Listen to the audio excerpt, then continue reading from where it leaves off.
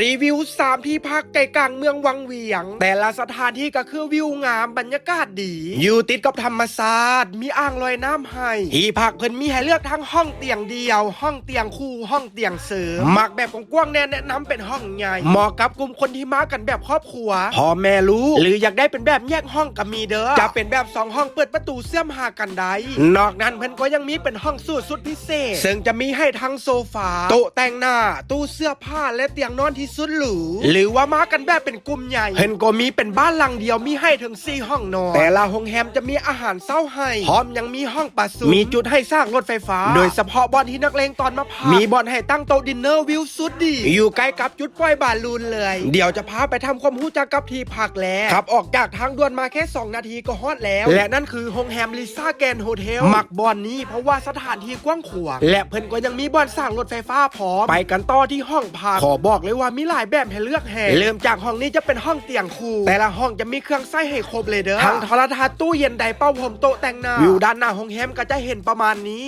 ส่วนห้องนี้จะเป็นเตียงใหญ่เลยจะอยู่เบื้องด้านหลังห้องแฮมมีระเบียงมีวิวธรรมชาติให้ชมมาต่อกับอีก1ห้องสูงห้องนี้จะอยู่เบื้องด้านหน้าห้องแฮมบอกเลยว่าห้องนี้โคตรคาโคตรกว้างนอกจากโซฟาแล้วมีเคาน์เตอร์บาร์ให้พร้อมห้องนอนและห้องน้ำคือโคตรดีตกแต่งแบบหรูหราหรือว่าใครอยากนอนร่วมกันกับหมู่ห้องเตียงเสริมเพิ่นก็มีให้นะจ๊ะไปต่อกันอีกโซนหนึ่งของห้องแฮมโซนนี้จะมีบ้านเป็นหลังเลย1หลังจะมีให้ถึง4ห้องนอนต่อมาก็จะเป็นโซนแบบบังกะโลด้านหลังห้องจะเห็นวิวภูเขาแบบนี้ห้องพักก็คือกว้างขวางดีเลยหรือจะเซาทั้ง2ห้องแล้วเปิดประตูเชื่อมหากันก็ได้น้ำกันหลายคนคือโคตรมอลเลยแหละอยู่ใกล้ๆก็จะมีอ่างลอยน้ำให้วิวนี่สุดดีมีร้านอาหารไว้คอยท่าบริการพร้อมตกแรงมาตั้งโต๊ะดินเนอร์ฟิลโคตรได้เลยและเพิ่นก็มีอาหารเช้าให้อยู่จุดเดียวกันเด้อไปต่อกับจุดที่2ซึ่งห่างจากจุดแรกประมาณ 5-10 นาทีและนั่นคือลิซ่าหุ่งนครจุดนี้จะอยู่ใจกลางเมืองเลยมีจุดสั่งรถไฟฟ้าให้คือกันไวๆนี้จะมีห้านลาวเฟสสาขาวังเวียงมาเปิดมาเบื้องที่สั้นหนึ่งจะมีอ่างลอยน้ำให้ตามที่บอกไปบอนนี้จะเป็นจุดใจกลางเมืองวิวที่เห็นก็จะเป็นประมาณนี้ข้อดีเลยเด้อทุกโรงแรมของเพิ่นจะมีลิฟต์ให้บ่ต้องยกกระเป๋าขึ้นคันใดให้เมื่อยห้องแรกแฮกมาจะเป็นห้องพิเศษกว้างขวางดีมีโซ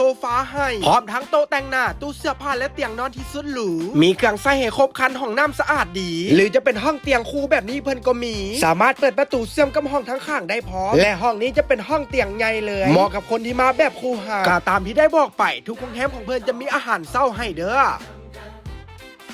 ไปต่อกับโต๊ะสุดท้ายท้ายสุดจุดนี้ห่างจากฮุงนครประมาณ3นาทีและนั่นคือลิซ่าเดอะแกรนด์ริเวอร์ไซด์แอดนะโคตรฮึกใจบอลนี่เลยเพราะว่าอยู่ติดกับแม่น้ำสองวิวนี่